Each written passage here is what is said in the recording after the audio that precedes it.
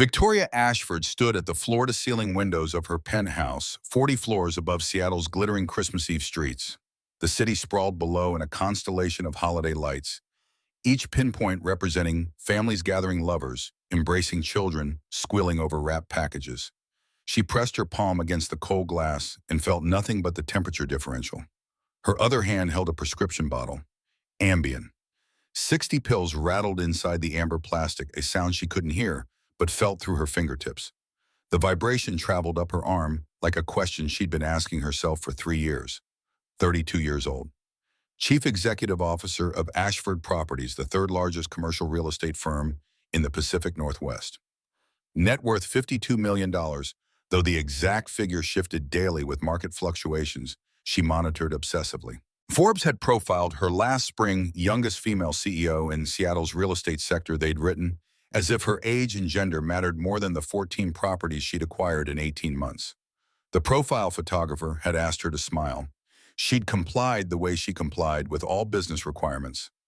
Later, staring at the glossy pages, she'd barely recognized the woman in the designer suit, hair pulled into that severe bun, lips curved into something that resembled happiness, but tasted like performance. Her phone buzzed on the marble countertop. A text from Megan, her assistant. Car waiting downstairs for board dinner, 7 p.m., reservation at Canlis confirmed. Victoria picked up the bottle again, unscrewed the cap. The pills tumbled into her palm, small, white, ordinary. How many would it take? She'd researched this the way she researched everything. 15, maybe 20, combined with the whiskey already open on the bar cart. Painless, clinical. A business decision executed with precision. The phone buzzed again. Another text, this one from Richard Foster, the board's most senior member. Looking forward to celebrating a successful year tonight, Victoria. Your parents would be proud. Her parents. 3 years dead, incinerated in a private jet that had plummeted into the Pacific during what should have been a routine flight to their Maui vacation home. The National Transportation Safety Board report had used words like mechanical failure and unsurvivable impact. But Victoria had read it as instant extinction of the only two people who'd ever learned American Sign Language for you. She set the pills on the windowsill, lined them up in neat rows. 60 chances to stop existing. 60 exits from a life that looked successful in every metric except the one that mattered. The apartment stretched behind her 3,500 square feet of architectural minimalism. White walls, black leather furniture. Abstract art her interior designer had insisted conveyed power and sophistication. The only personal item was a single photograph on the mantel, her parents on Christmas morning, 15 years ago, their hands frozen mid-sign spelling out "I love you" in the visual language that had been their secret family code. Victoria had been 17 in that photo home from her first semester at Princeton, Dave since age 4 when bacterial meningitis had destroyed her cochlear nerves so completely that even the most advanced implants offered no hope. Her parents, both hearing, had learned ASL within 6 months. Her father had hired a full-time tutor. Her mother had joined deaf community events, becoming fluent enough to interpret poetry. They'd made her feel like deafness wasn't disability, just difference.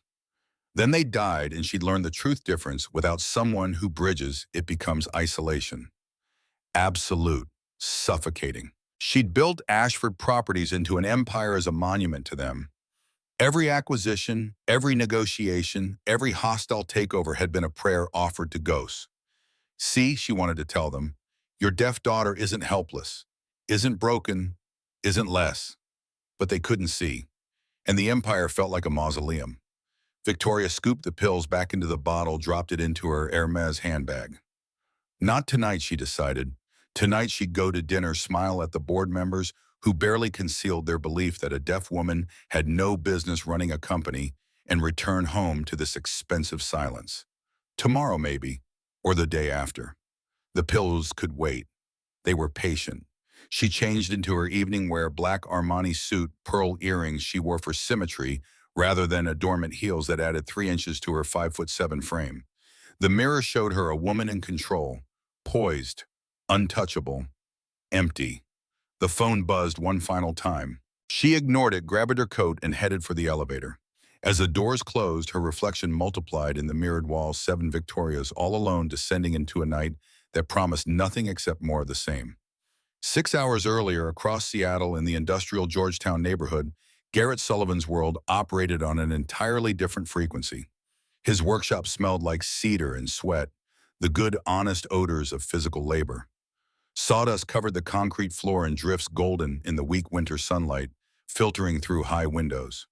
A portable radio played classic rock he'd long since stopped hearing, as music just rhythm for his hands, which moved across oak planks with the confidence of 15 years' experience. The chair taking shape under his attention would sell for $600 if he could find a buyer. Hand-carved spindles, mortise, and tenon joints, tight enough to last a century. His father had taught him this craft before arthritis had gnarled the old man's fingers useless. "Garrett," he'd said during their last conversation before the cancer took him, "you make things that outlive you. That's not just work. That's legacy." Legacy, the word echoed differently now. Garrett glanced at the corner where Willa sat cross-legged, hunched over a coloring book with crayons worn down to nubs. 7 years old, brown curls escaping from a ponytail he'd attempted that morning, her mother's eyes staring up at him from a different face. Those eyes tracked him as he shut off the sander. "Daddy, are we getting a tree this year?" Her voice carried the particular hopefulness of children who've learned to expect disappointment but haven't yet stopped asking. Garrett set down his tools, wiped his hands on jeans already stained with a dozen different wood finishes. "Baby, we talked about this. Money's tight right now. The Hendersons still haven't paid for their dining set. But Mommy always got us a tree." The words hit like they always did, not accusatory, just factual. Diane had handled Christmas. Diane had handled everything that required joy, spontaneity, the kind of lightness Garrett had never quite mastered.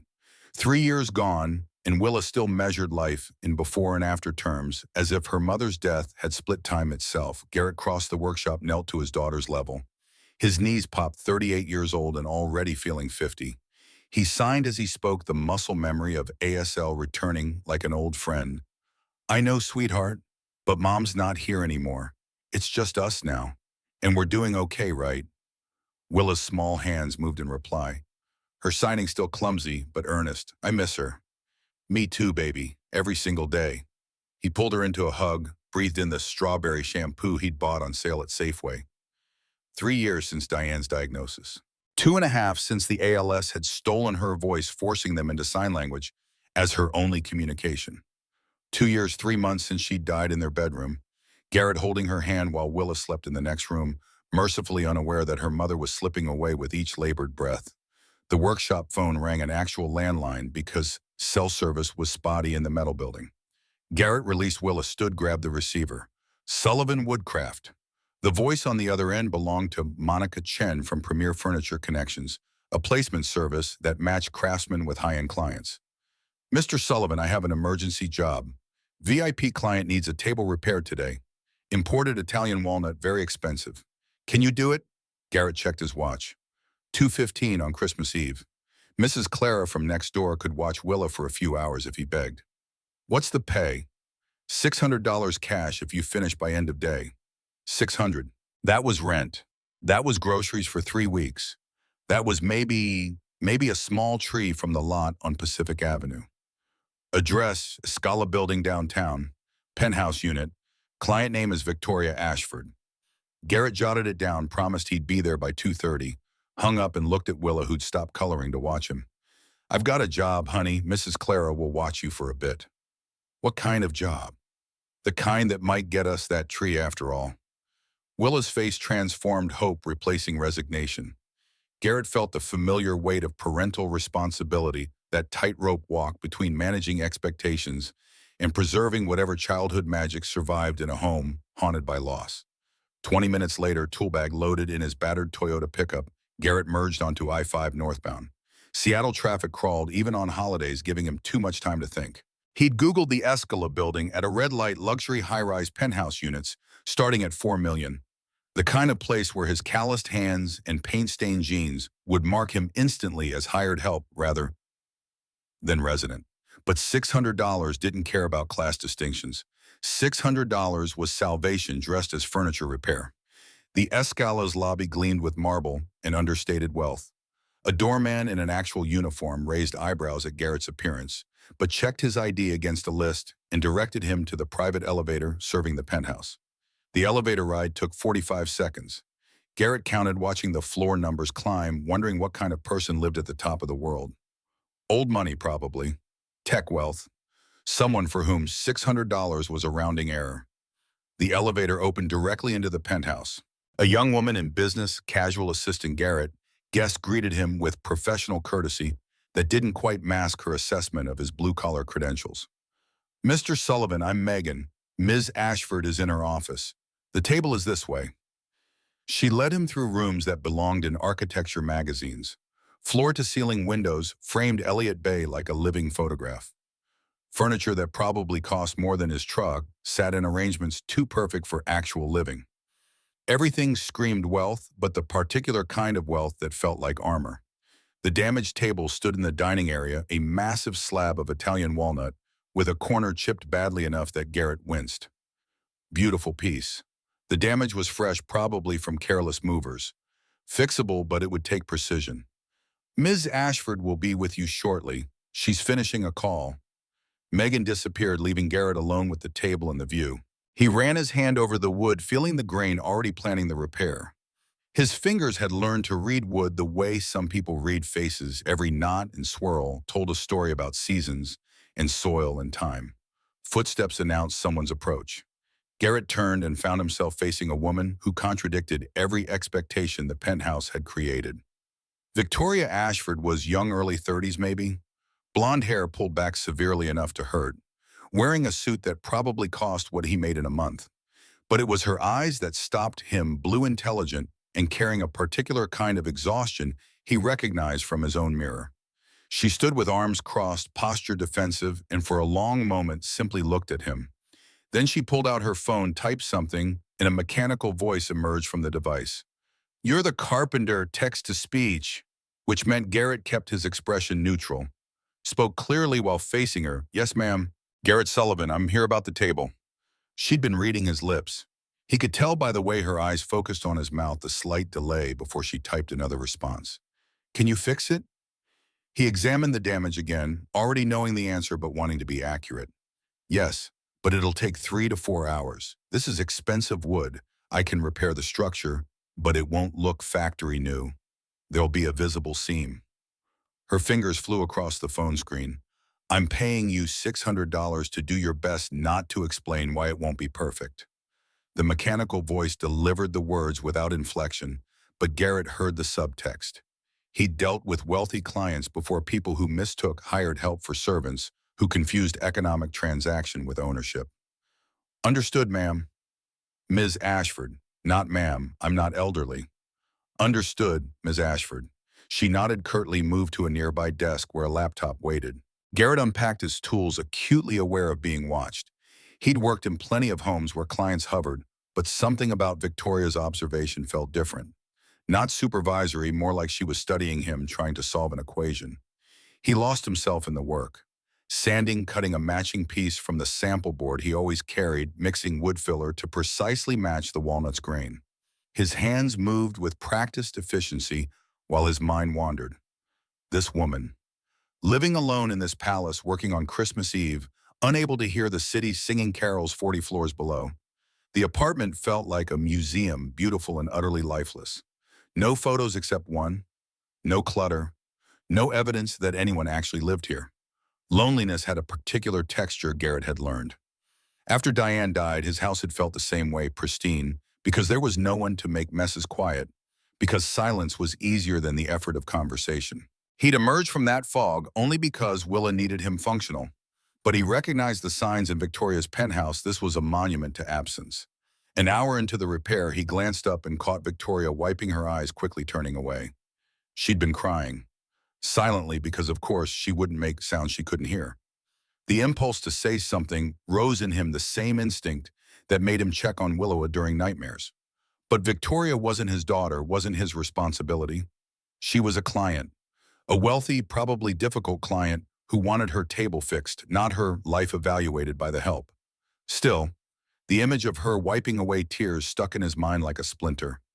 He worked in silence for another hour before his conscience overrode professionalism.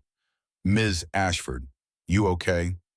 She turned surprise, replacing whatever emotion had been on her face. Her thumbs moved across the phone. Why would you think I'm not? Garrett kept his voice gentle, made sure she could see his mouth clearly. Just checking. Sorry if I overstepped. Her expression shifted through several emotions too quickly for him to track. Finally, she typed, "Why do you care?" Because you were crying, he thought. Because I know what it looks like when someone's drowning in an empty room. But he said none of that. Just the kind of person I am, I guess. She studied him for a long moment, then returned to her laptop without responding. But something in the air had changed, a membrane of professional distance punctured. Garrett finished the structural repair around 4:30. The wood filler needed to cure overnight before he could sand and finish it, but the table was sound. He packed his tools, preparing to explain the next steps. Victoria appeared before he could speak, examining his work with an appraiser's eye. She ran her fingers over the repair, nodded once, then typed, "Good. When can you finish?" "Tomorrow. I'll need to sand and stain, but the hard part's done. I need it complete today." "Ms. Ashford, the filler needs 12 hours minimum. If I work it wet, the wood will crack." Her jaw tightened, but she nodded. Typed, "Fine. Tomorrow then. Come by 10. Actually, tomorrow's Christmas. If you don't mind waiting until the 26th. I mind. Double rate. 1,200 total. $1,200. Garrett's brain performed instant calculations, rent, utilities. Food, Willa's upcoming birthday, the truck's registration due in January. $1,200 was a month's breathing room. But it was also Christmas. Willa's first Christmas, where she was old enough to really remember, really feel the absence of traditions Diane had created. He'd promised her the day no work, just them, trying to cobble together something that felt like family. The silence stretched while Victoria waited for his answer. Her expression had shifted into something harder, more CEO than person. This was a negotiation now, and she expected capitulation. Garrett made a decision that surprised him. "I'm sorry, Ms. Ashford, I can't tomorrow. My daughter, it's her first real Christmas since her mother died. I need to be home." Victoria's phone stayed silent. Her eyes, though, something moved behind them. Not anger, something softer and more painful. She typed slowly, "Your wife passed away. 3 years ago, ALS." More typing, and "What's ALS?" "Lou Gehrig's disease. It steals everything, movement and speech, eventually breathing. Diane couldn't talk the last 6 months. So I learned."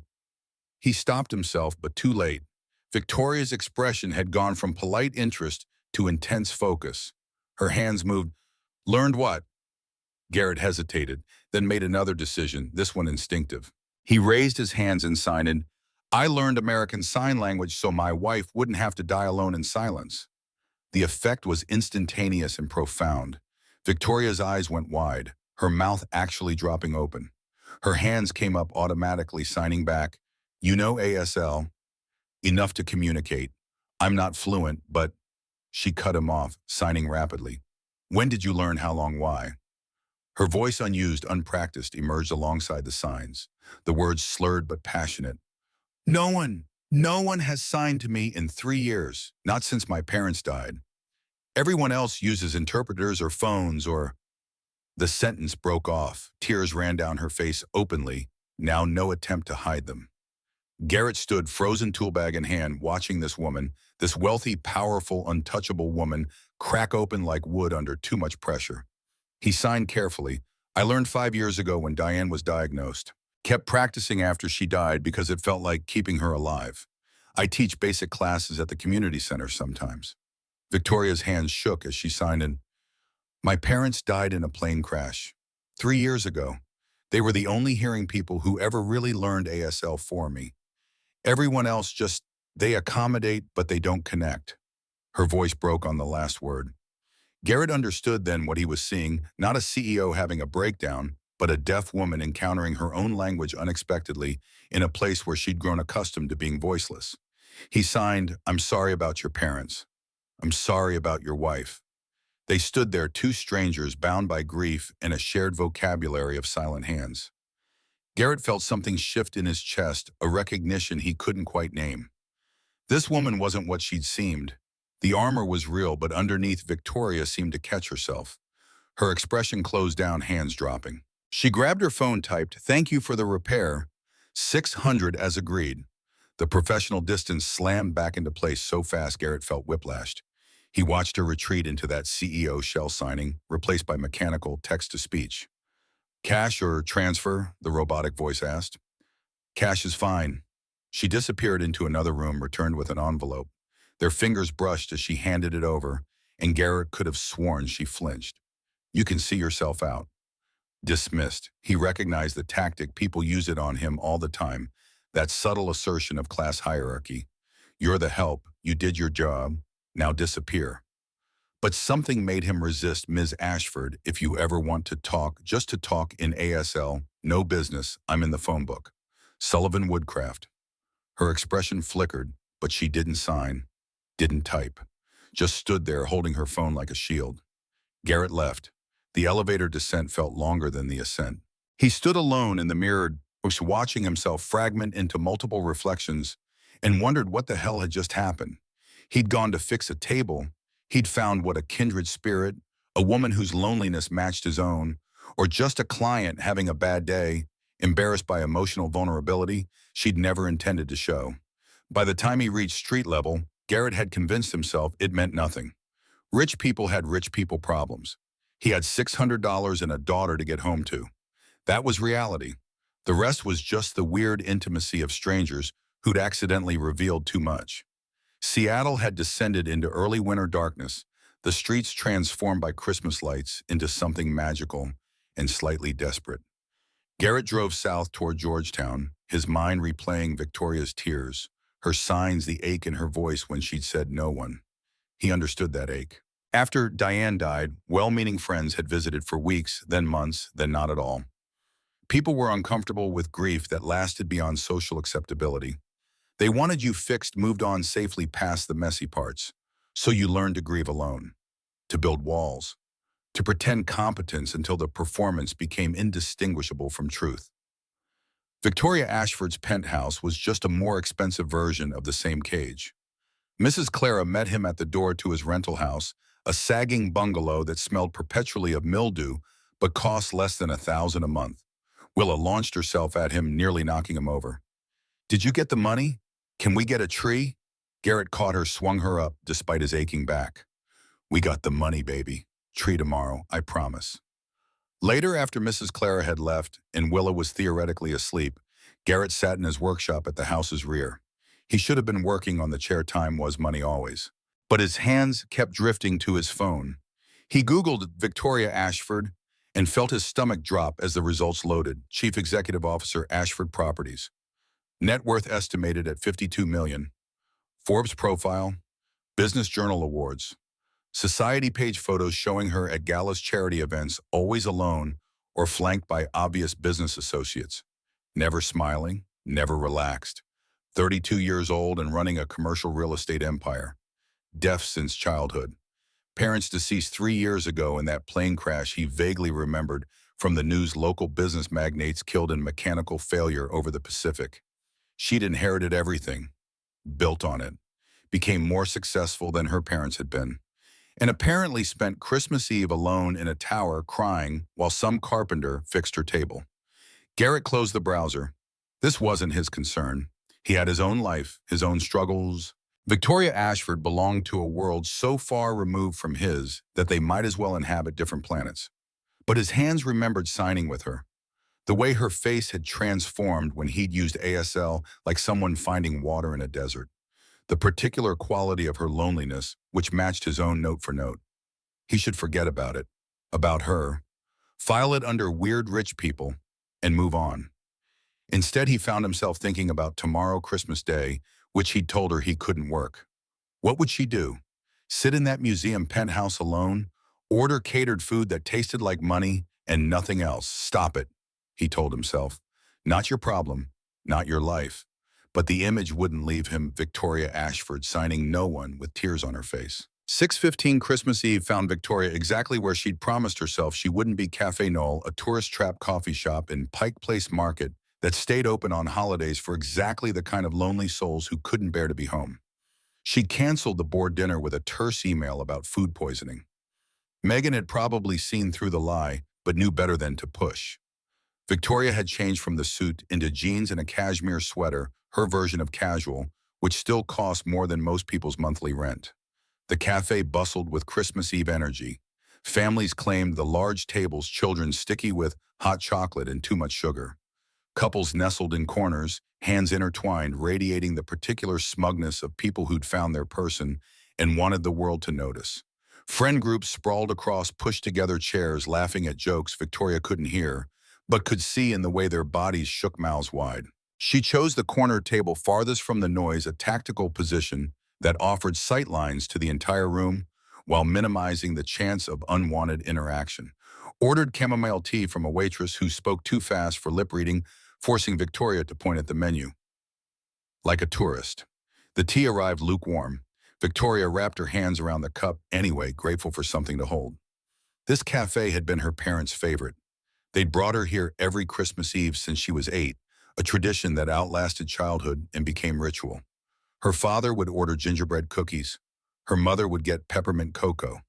Victoria always had tea. She'd hated coffee's bitterness, even before meningitis stole her hearing. They'd sit for hours, her parents signing about work, family, the year's triumphs and disappointments. Other diners would stare at the flying hands, the silent conversation, and Victoria had loved making them uncomfortable with visibility. Now she sat alone at the same table 3 years into orphanhood that would never end, drinking tea that tasted like memory and ash. Her handbag sat on the chair beside her. Inside, the Ambien bottle waited with pharmaceutical patience. She'd left the penthouse planning to come here, have tea, then go home, and finally commit to those 60 pills. A Christmas gift to herself, permanent exit from this performance of living. But something about the encounter with Garrett Sullivan had shaken that resolve. Not eliminated it, the pills still called with their promise of silence, even deeper than deafness, but complicated it. He'd signed to her, casually, competently, like it was the most natural thing in the world. For 5 years, he'd maintained a skill most people learned only when forced, preserving it, even after the person who'd required it was dead. Why? What kind of man did that? Victoria watched a family at the center table, mother, father, 3 children, ranging from toddler to teenager. The mother signed something and all 3 kids signed back. Deaf family, she realized. CODA kids, children of deaf adults for whom ASL was first language. The mother caught Victoria staring, smiled with the particular warmth deaf people reserve for recognizing each other in hearing spaces. Signed it, Merry Christmas. Victoria's hands came up automatically. Merry Christmas to you too. The mother gestured to the empty chairs at Victoria's table. You're alone, join us. Panic seized Victoria's throat. She shook her head, signed hastily, I'm fine, thank you. The mother's expression shifted to understanding, then sadness. She signed, the door's open if you change your mind, before returning to her family. Victoria looked down at her tea, shame heating her cheeks. That woman had offered kindness, a community connection, everything Victoria claimed to want, and she'd refused. Why? Because accepting meant lowering walls, meant admitting she needed help, meant risking rejection when they discovered she was broken in ways that had nothing to do with deafness. Better to stay alone, safer, more predictable. Her phone buzzed. A text from an unknown number. Ms. Ashford, this is Garrett Sullivan. I'm sorry for what I said earlier. If you need the table finished tomorrow, I can make it work. I understand business doesn't stop for holidays. Victoria stared at the message. He'd tracked down her number, probably got it from Monica at Premier Furniture. Was apologizing for having boundaries. Offering to sacrifice Christmas with his daughter because a rich client might need furniture repaired. The automatic response would be, yes, come by at 10. $1,200 was nothing to her, potentially everything to him. She held economic power. Wielding it was simple, but something else rose in her, an emotion she barely recognized as shame. This man had learned the sign language for his dying wife, still practiced it years later, taught it to others. He'd signed with Victoria when he didn't have to see her tears and not judged, offered friendship without expectation. And her first instinct was to buy his Christmas. She typed carefully, don't come tomorrow. Spend the day with your daughter. The table can wait. Merry Christmas. Sent it before she could reconsider. Watched the screen irrationally, hoping for an immediate response that didn't come. Of course it didn't come. He was probably putting Willa to bed, reading stories, doing normal parent things in his normal life. He'd sent a professional courtesy text and would see her reply whenever he checked his phone next. Victoria ordered another tea, watched the cafe's happy chaos. The evening stretched ahead with its familiar emptiness, but the quality of that emptiness had shifted slightly. She wasn't planning suicide anymore, just endurance. The cafe door opened. A man and a small girl entered, both wearing matching scarves that had clearly been hand-knitted with more enthusiasm than skill. The girl, maybe 7 or 8, had curls that defied her ponytail and eyes that tracked everything with fierce intelligence. Victoria's heart stopped. Garrett Sullivan, here, with his daughter. He hadn't seen her yet, was ordering at the counter, the girl tugging his sleeve impatiently. Victoria could leave, should leave, slip out before he noticed to avoid the awkwardness of running into the help in public. But she couldn't move. Just watched as Garrett bent to his daughter's level, listened to whatever she was saying, then straightened and scanned the cafe for seating. His eyes found Victoria. Surprise registered, then something warmer. He signed across the room, "Small world." The girl followed his gaze, saw Victoria, and immediately began pulling Garrett toward the corner table. She had her father's fearlessness, Victoria realized. The confidence of children who'd been loved thoroughly enough to believe the world was fundamentally safe. They reached the table. Garrett looked apologetic. "Ms. Ashford, I'm sorry, we didn't mean to intrude. Willa will find another." But Willa was staring at Victoria with open curiosity, the kind kids had before adults taught them to be subtle. Then she signed clumsy but earnest, "Hi, I'm Willa." Victoria's breath caught. This child signed. This child, who couldn't be more than 7, knew ASL. She signed back automatically. "Hi, Willa, I'm Victoria." Willa's face exploded into a grin. She turned to Garrett, signs flying, "Daddy, she knows our language." Garrett's expression had gone soft, watching his daughter. He signed, "I told you some people speak with hands. But I've never met anyone else except you. This is so cool." Victoria felt something crack in her chest. When was the last time anyone had been excited to meet her? When had her existence sparked joy instead of calculation? Power plays people wanting something. Willa looked at the empty chairs at Victoria's table, then up at Garrett with a question. Victoria couldn't read. He shook his head, but Willa persisted, adding actual jumping to her silent argument. Garrett sighed, looked at Victoria. "I apologize. She wants to ask if we can sit with you. I told her you probably want privacy." Victoria heard herself speaking, her voice emerging rusty from disuse. "It's fine, please, sit." The words came out slurred, the way they always did when she relied on vocal cords instead of hands. Years of speech therapy had given her functional speech, but it remained her third language after ASL and written English. Garrett's eyes widened slightly at her speaking or at the invitation. Victoria couldn't tell. But he nodded, helped Willa into a chair, took the seat across from Victoria. Willa bounced in her chair, signed, "Are you Daddy's friend?" "We just met today," Victoria signed back. "Your daddy fixed my table. He's really good at fixing things. He fixed my dollhouse when I broke it, and he made me a bookshelf that's pink." The conversation flowed in that easy way children manage, jumping between topics without self-consciousness. Willa asked 1,000 questions. Where did Victoria live? Did she have a doll? What was her favorite color? Had she ever been to Disneyland? Victoria answered each one, feeling rusty gears of social interaction grinding to life after years of disuse. When had she last talked to a child? Had she ever? Garrett ordered for them, hot chocolate for Willa, coffee for himself, another tea for Victoria, though she hadn't asked. He signed as he spoke, including both his daughter and Victoria in every sentence. The gesture felt natural for him, unconscious. This was how he moved through the world, making space for silence to have voice. Their food arrived. Willa dove into a plate of pancakes that seemed larger than her head, signing with syrup, sticky hands about school, her best friend, Zoe the dog, she wanted, but they couldn't afford. Garrett winced at that last part, but Willa continued oblivious. "But Daddy says maybe next year when business is better. He's really good at making furniture. But people don't always want to pay for good stuff. They want cheap stuff from IKEA."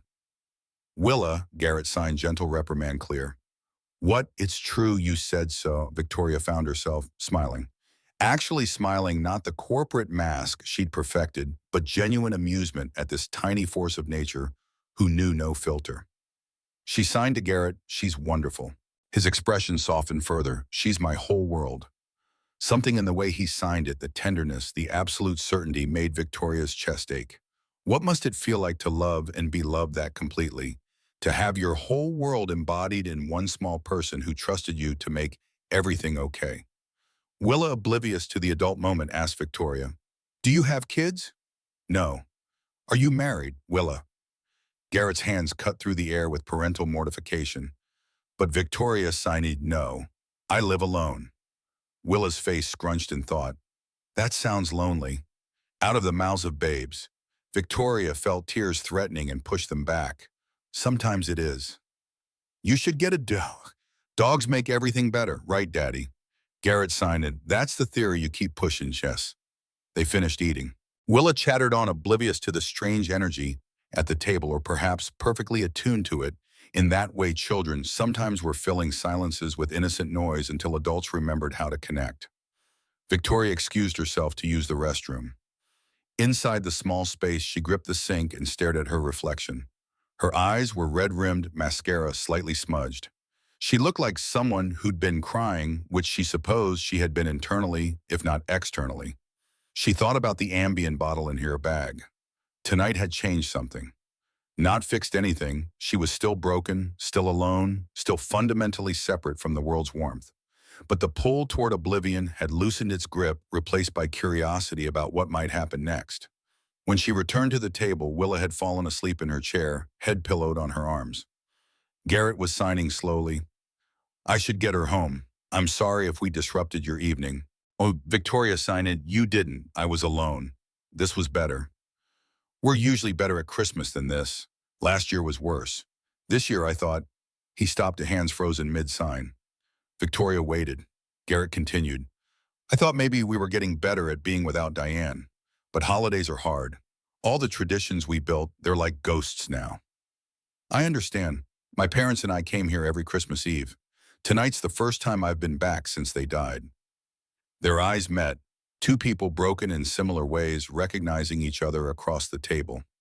Victoria felt something shift, a tectonic plate of isolation cracking just enough to let in light. Garrett signed, "Would you, and please say no if this is weird, would you want to get coffee? Not tonight, obviously, but sometime, just to talk, in ASL. No business." Victoria's first instinct was refusal. Getting close to people meant risk, meant eventual disappointment when they discovered she was fundamentally unlikable beneath the money and success. But Willa's words echoed, "That sounds lonely." It was lonely. God, it was so lonely. And here was someone offering connection without agenda, friendship without contract. She signed, "I'd like that." Garrett's smile transformed his face, erasing years of grief and stress. He pulled out his phone, they exchanged numbers, made tentative plans for Saturday. Then Garrett gathered Willa, gently lifting her without waking her. She mumbled something against his shoulder thumb, finding its way to her mouth even in sleep. He signed one-handed, "Merry Christmas, Victoria." She signed back, "Merry Christmas, Garrett." They left. Victoria sat alone at the table again, but the quality of aloneness had changed. She'd started the evening planning suicide. She was ending it with a coffee date scheduled for Saturday. The shift felt seismic. Outside the cafe windows, Seattle glittered with Christmas Eve magic. Victoria watched couples walking hand-in-hand, families loading into cars, strangers wishing each other joy. The world was full of people celebrating connection while she sat behind glass observing. But for the first time in 3 years, she wondered if observation might become participation. If the life she'd been watching from outside might have space for her after all. She reached into her bag. The Ambien bottle felt lighter, somehow less inevitable. She took it out, held it in her palm.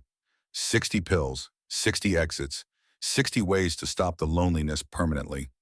Or one coffee wadi, one small act of courage, one chance at connection. Victoria stood, walked to the cafe's trash can and dropped the bottle inside. It landed with a rattling thud, anonymous among coffee cups and crumpled napkins. She didn't feel suddenly healed, didn't feel fixed or whole or even okay. But she felt something she hadn't in 3 years, curious about tomorrow, about Saturday, about whether Garrett Sullivan might become the first friend she'd had since her parents died. It wasn't much, but it was something, and something was more than the nothing she'd been living with. Victoria paid her bill, left a generous tip for the waitress who'd been patient with her halting speech, stepped out into the cold December night. Snow had started falling, rare for Seattle Magical when it happened. She walked toward where her car was parked, hands in pockets, watching the snowflakes drift through streetlights. Thought about Willa's face when she'd realized Victoria knew ASL, about Garrett's gentleness with his daughter, about the way neither of them had treated Victoria's deafness as tragedy or limitation, just as fact. Maybe that was what she'd been missing. People who saw her as Victoria first, deaf second, CEO, distant third. People who wanted her presence, not her money. Who offered kindness without calculation. She unlocked her car, but didn't get in immediately. Just stood in the falling snow, feeling cold flakes melt on her upturned face, and allowed herself something unprecedented hope. Tomorrow was Christmas. Saturday was coffee. Beyond that stretched an unknowable future full of possibility and risk. For the first time in 3 years, Victoria Ashford wanted to see what came next. Saturday morning arrived with pale winter sunshine filtering through clouds. Victoria woke at 6, her body clock refused to acknowledge weekends, and spent the next 3 hours trying to decide what one wore to casual coffee with a carpenter and his 7-year-old daughter. Her closet offered 2 categories: corporate armor and workout clothes she'd bought but never used. Nothing in between. Everything screamed wealth or power-coded messages about status she couldn't turn off even when she wanted to. She settled on dark jeans that had cost $400 but looked ordinary, paired with a cream cashmere sweater. Pulled her hair into a low ponytail instead of the severe bun. Left off the pearls, stared at her reflection, and saw someone trying very hard to look like she wasn't trying. The Starbucks Garrett had suggested sat in Capitol Hill, a neighborhood Victoria drove through but never stopped in. She arrived 15 minutes early, a habit formed by years of controlling meetings through punctuality. Ordered a latte she didn't want, claimed a table near the window, and tried not to check her phone every 30 seconds. They arrived at exactly 10 o'clock. Garrett in his usual flannel and jeans, Willa wearing a purple coat that looked homemade. The girl spotted Victoria immediately and ran ahead of her father, signing before she'd even reached the table. "You came. Daddy said you might be too busy." Victoria signed back, "I wanted to see you again." Garrett caught up, slightly breathless. "Sorry, someone was very excited and may have rushed me out the door." Willa climbed into the chair beside Victoria, already pulling a coloring book from her backpack. The crayons she extracted were worn to nubs, some reduced to chunks barely usable. She spread them across the table with the unself-conscious pride of children showing treasures. "I'm coloring princesses. See, this one's Elsa, but I don't have the right blue for her dress." Victoria watched those small hands work, something tightening in her chest. When was the last time she'd been around a child? Had she ever really? Her world consisted of adults who wanted things children existing only as theoretical concepts discussed in estate planning meetings. Garrett ordered hot chocolate for Willa, coffee for himself. Asked Victoria if she wanted anything else. She shook her head, cradling the latte she'd barely touched. They fell into conversation that felt both awkward and oddly natural. Willa filled silences with observations about everything: the Christmas lights still up across the street, the dog walking past outside, whether Victoria had ever tried dipping French fries in milkshakes, because it was amazing. Garrett signed more than he spoke, including Victoria automatically. She realized this was his normal, the way he'd learned to move through the world with a wife who'd lost speech. Sign and voice simultaneously, making space for silence to participate.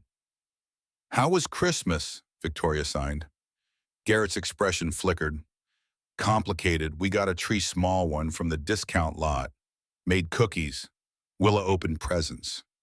"What did you get her?" "Used bike from Craigslist. I fixed it up, painted it. She doesn't know it's not new." Willa, oblivious to the adult conversation, had moved to Victoria's side of the table and was coloring directly on Victoria's arm with a purple crayon. Victoria looked down at the marks appearing on her expensive sweater and felt not annoyance but something warm and unfamiliar. The coloring session lasted 20 minutes before Willa grew restless.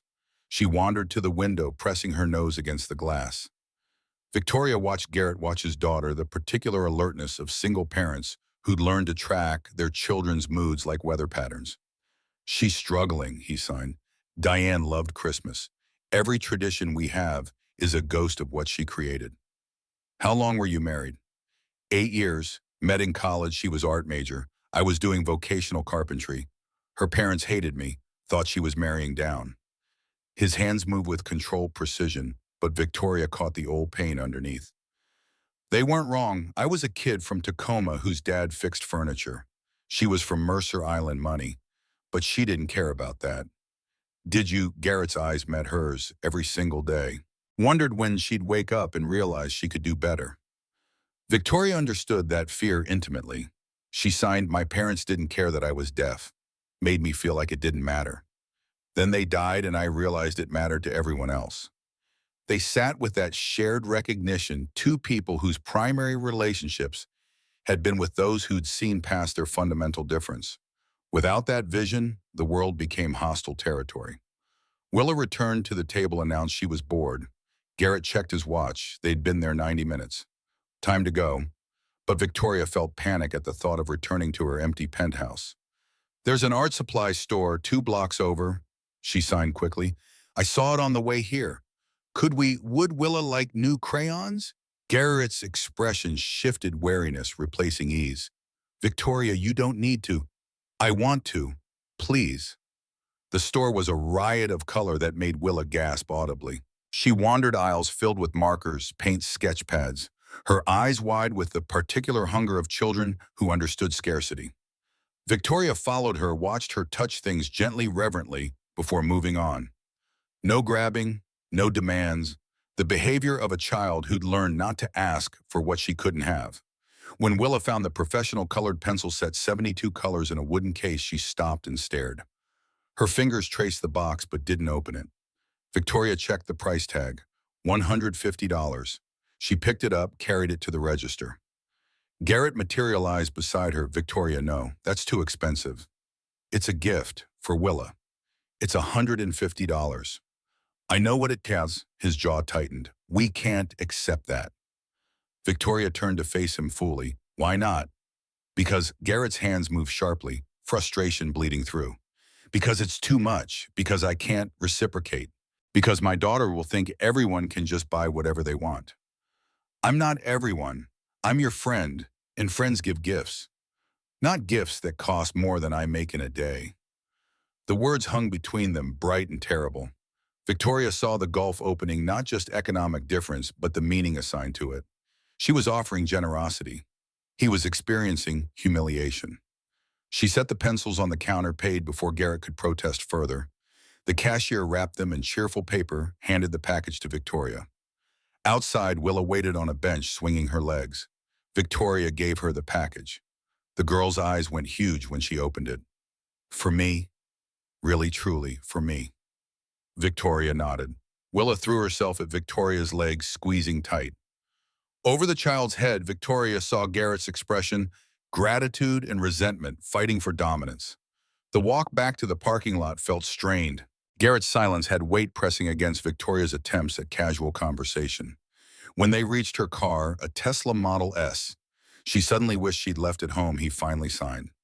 "Thank you for the gift. Willa will love it. But Victoria, we need to talk about boundaries."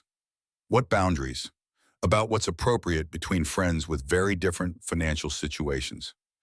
Victoria felt heat rising in her chest. "You mean between rich people and poor people?" Garrett flinched. "I didn't say that." "You implied it." "Garrett, I don't care about money." "But I do." His hands cut the air.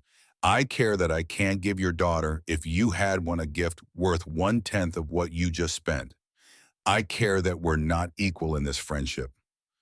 "We are equal. Money always matters."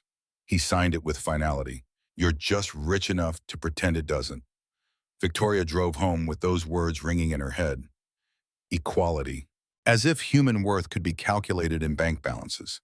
As if Garrett's ability to sign to parent, to create beauty from wood, meant less than her ability to acquire properties. But she knew he was right. Money did matter. It created distance, expectations, power imbalances that no amount of good intention could erase. The next week crawled past.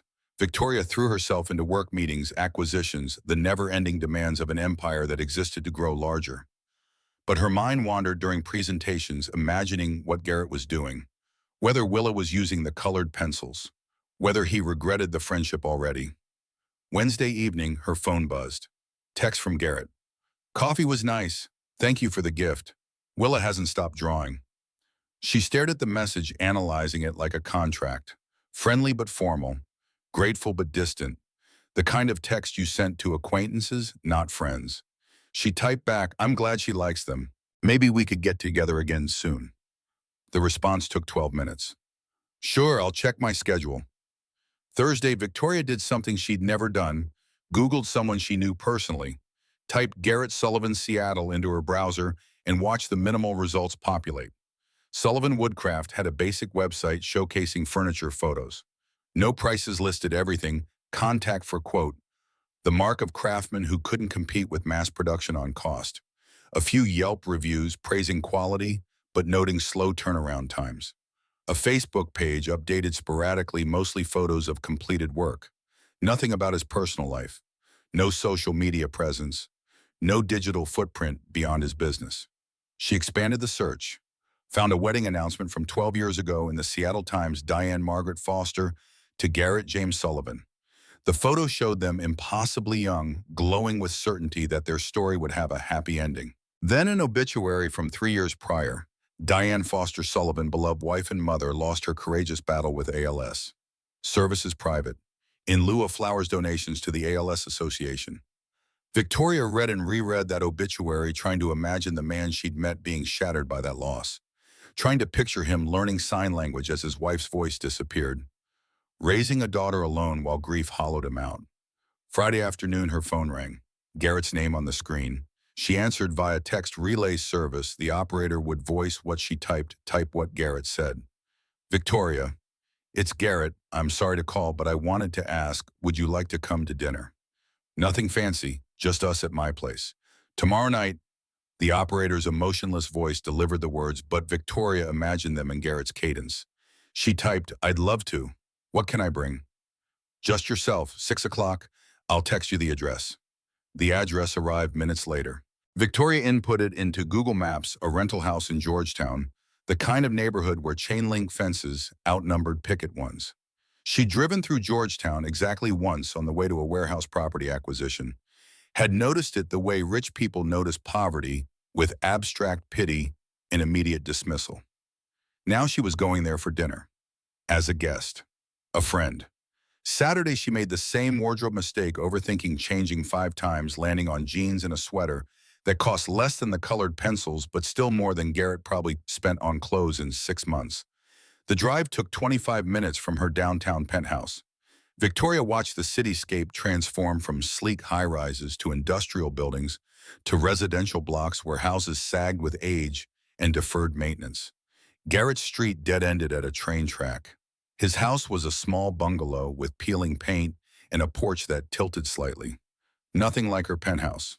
Nothing like anywhere she'd ever been invited. She parked the Tesla between a pickup truck and a sedan held together by rust and prayer. Suddenly aware of how her car announced wealth, she locked it and hurried to the door. Garrett answered before she could knock, Willa peering around his legs. The interior smelled like garlic and tomato sauce, warm and lived in. Furniture that didn't match but somehow worked. Willa's drawings taped to walls. A life that looked nothing like Victoria's sterile perfection, but felt infinitely more like home. "Come in, dinner's almost ready." The house was small enough that the kitchen opened directly into the living room. Garrett returned to the stove where pasta boiled and sauce simmered. Willa dragged Victoria to see her bedroom, a tiny space dominated by a bed and the handmade pink bookshelf Garrett had mentioned. "Daddy made everything. The bed, the shelf, even my desk. He's the best builder in the whole world." Victoria knelt beside drawings spread across the floor, all done with the colored pencils, each one carefully labeled with Willa's name and date. A child claiming her work, proud of what she'd created. They ate at a table Garrett had clearly made himself, rough-hewn but sturdy. The pasta was simple marinara from a jar, garlic bread salad from a bag. Nothing fancy, nothing pretentious. Victoria couldn't remember the last time she'd enjoyed a meal more. Willa monopolized conversation, signing rapidly about school friends, a boy who'd pulled her hair. Garrett listened with the full attention of parents who knew childhood was brief, already mourning its passage, even as they lived it. After dinner, Willa wanted to watch a movie. Garrett set her up with a Disney film on the small television, then gestured Victoria outside. The back porch overlooked his workshop, a converted garage still lit from earlier work. They sat on steps that needed replacing winter air sharp enough to sting. "Thank you for coming," Garrett signed. "Thank you for inviting me. I wanted to apologize for last week. I was defensive about the pencils." Victoria shook her head. "You were honest. I was thoughtless. I didn't consider how it might feel to receive something you couldn't reciprocate. It's not about keeping score. It's about," he paused, searching for signs that matched his meaning. "It's about feeling like an equal, like I bring something to the table beyond need." "You do. You bring yourself, Willa, this." She gestured at the house, the workshop, the life he'd built from grief and sawdust. "You bring perspective I don't have, connection I've forgotten how to create. But I can't buy you $1,000 gifts, can't take you to nice restaurants, can't—" "I don't want that." Victoria's hands moved urgently. "I have money. I've always had money. It doesn't fill anything. But this tonight, this fills something." Garrett studied her face. "What does it fill, Spring?" "The part that's been empty since my parents died. The part that forgot what it feels like to be wanted for something other than business." They sat in silence, breath fogging in the cold. Victoria thought about her penthouse, expensive, beautiful, devoid of any evidence that a human actually lived there. Compared it to this tilting porch, this patched-together house where a man and his daughter built a life from scraps and love. Which one was poverty? Which one was wealth? "I have a confession," Garrett signed. "I Googled you." Victoria's stomach dropped. And you're not just in real estate. You're the CEO of a $50 million company. Forbes 30 under and society pages. The whole thing. Does it change anything?" "I don't know. Should it?" Victoria turned to face him fully. "I'm the same person who sat crying in her penthouse on Christmas Eve. The same person who threw away sleeping pills because a carpenter and his daughter reminded me that maybe life was worth living. Money doesn't change that. But it changes everything else. Victoria, you live in a world I can't even imagine. I rent this house. I drive a truck with 200,000 miles. Willa's bike came from Craigslist. So what are we doing? Pretending we're friends, that class doesn't matter, that you won't eventually realize you're slumming with the help." The words landed like blows. Victoria felt anger rising, defensive and raw. "Is that what you think, that I'm using you as some charity project, some way to feel good about myself? I think you're lonely, and I think lonely rich people sometimes mistake the convenience of poor people for actual connection." Victoria stood fury, making her clumsy. "Go to hell, Garrett. I came here because I wanted to. Because Willa makes me laugh and you make me feel less alone. If you want to reduce that to economics, fine. But don't pretend you know what my life is like." She started for her car. Garrett caught her arm, spun her around. His face showed anguish. "Not anger, I'm scared." The admission stopped her. She signed, "Of what?" "Of Willa getting attached to you. Of me getting attached. And then you disappearing because this novelty wears off, and you remember you have a real life with real people in it. You think you're not real. I think we're from different worlds, and worlds that different don't mix." Victoria pulled free, headed for her Tesla. Garrett didn't follow. She drove away, watching him shrink in the rearview mirror, a man standing on a broken porch, convinced he wasn't good enough because he'd been taught to measure worth in dollars. The next 3 weeks became an exercise in coexistence without contact. Victoria buried herself in work. Ashford Properties was negotiating a major acquisition, a $25 million commercial complex that would cement her position as Seattle's youngest real estate titan.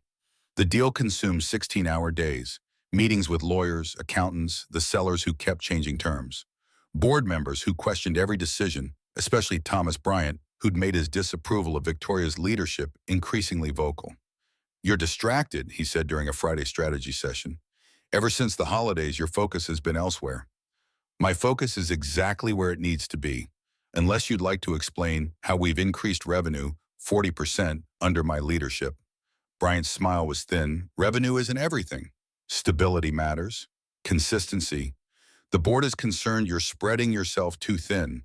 Personal entanglements affecting professional judgment." "I have no personal entanglements." "Good. Keep it that way." Victoria left the meeting feeling flayed. Personal entanglements. As if friendship was a liability, as if connection made her weak rather than human. Her phone stayed silent. No text from Garrett, no photos of Willa's latest artwork. The friendship had died as quickly as it had started, another casualty of class warfare. Neither of them had wanted to fight. Mid-January brought complications. The property acquisition stalled when structural inspections revealed foundation issues. 25 million was now potentially 30 million to make the building viable. The board balked. Sellers refused to lower the price. Victoria found herself caught in the middle, bleeding stress from every pore. She worked until midnight most nights, returning to her penthouse only to sleep 4 hours before starting again. Food became an afterthought. Exercise disappeared. She was running on coffee and determination, the way she'd learned to run her entire life. Thursday evening, her assistant Megan knocked on her office door. "Ms. Ashford, there's someone here to see you." "I don't have any appointments." "I know, but he says it's personal." "Garrett Sullivan." Victoria's head snapped up. 4 weeks since their fight, and now he appeared at her office. "Send him in." Garrett entered wearing work clothes, sawdust still visible on his jeans. He looked out of place among the glass and steel, a rough-hewn piece of reality in her polished world. He signed it without preamble. "You haven't answered my texts." "What texts?" Confusion crossed his face. He pulled out his phone, showed her a thread of messages dating back 2 weeks, all sent to a number that wasn't hers. "I changed phones," Victoria signed. "New security protocol. I thought you'd stop talking to me. I thought you'd decided I was right, about us being too different." They stared at each other across her enormous desk, misunderstanding evaporating to reveal the fragile want beneath. "I miss you," Victoria signed. The admission cost her visible in the tension of her shoulders. "I miss Willa. I miss feeling like someone wanted me around for reasons that had nothing to do with profit margins." Garrett moved around the desk, stood close enough that she had to tilt her head to see his face. "I miss you too. Willa asked about you constantly. Wants to know when you're coming back." "Do you want me to come back?" Instead of answering with signs, he leaned down and kissed her. Brief, gentle, a question posed in physical form. Victoria froze, then kissed back her hands, coming up to grip his flannel shirt, pulling him closer. This was different from any kiss she'd experienced. No calculation, no performance. Just want pure and uncomplicated. They broke apart. Garrett's eyes were wide. "I'm sorry, I shouldn't have." "Don't apologize." Victoria's voice emerged rusty, unpracticed. "Don't ever apologize for that." His hands found hers, calloused fingers threading through smooth ones. "I don't know how to do this, how to be with someone when there's such a gulf between our lives. Then we figure it out together. No script, no expectations. Just trying." Trying, he repeated the word, tasting like hope. They stood there in her office, overlooking Elliott Bay, two people from opposite ends of Seattle's economic spectrum, holding hands like teenagers discovering the possibility of connection. Victoria's phone buzzed, another crisis demanding attention. She ignored it. For the first time in 3 years, something mattered more than work. The following weeks became a careful dance of building something neither could name.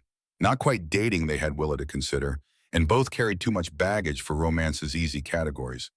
But not just friendship either, not with the way Garrett's eyes tracked Victoria across rooms, the way her pulse jumped when his text arrived.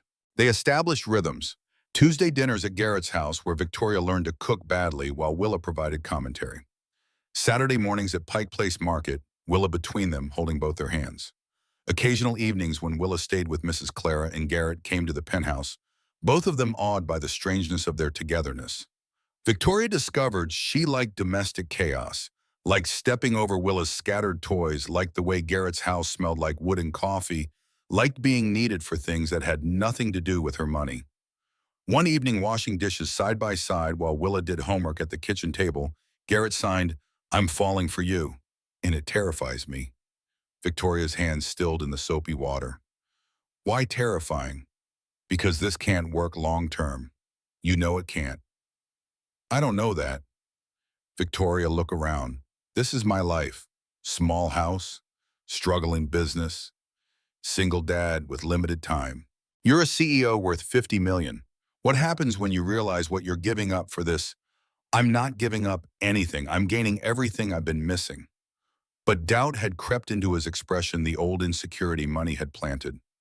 Victoria wanted to argue to prove through logic that love, if that's what this was becoming, transcended economics. But she'd learned that certain convictions couldn't be talked away, only lived past. February brought Valentine's Day with its commercial pressure to perform romance. Garrett surprised her by transforming his workshop into something magical: fairy lights strung between rafters, candles on sawhorses, a table set with mismatched dishes, and wildflowers in a mason jar. Victoria arrived straight from work, still in her suit, and felt something crack open in her chest at the sight. He'd done this for her, created beauty from scraps because he wanted to, not because he could afford elaborate gestures. They ate pasta he'd made from scratch, drank wine from the grocery store, talked until candle wax pooled on improvised holders. When the workshop grew cold, Garrett draped his jacket over her shoulders.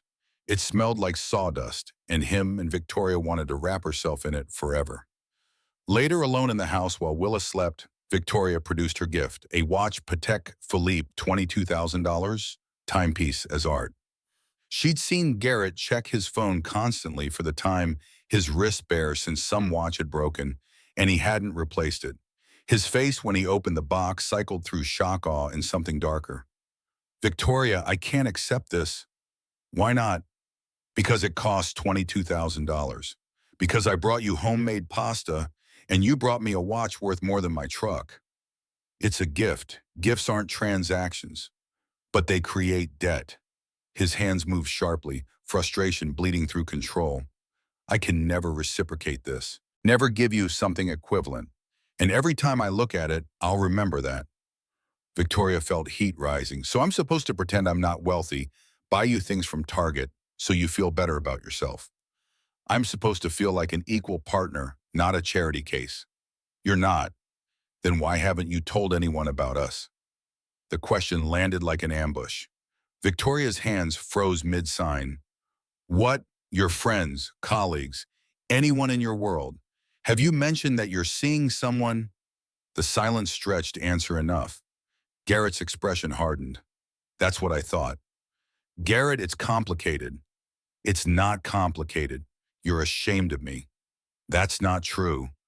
"Then what is it? Why am I good enough for private dinners but not good enough to acknowledge publicly?"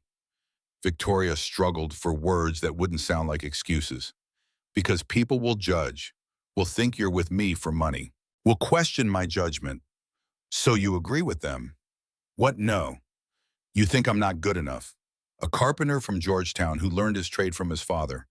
Why would Victoria Ashford, CEO and heiress, admit to being with someone like that? The words came from deep wounds, old scars reopened.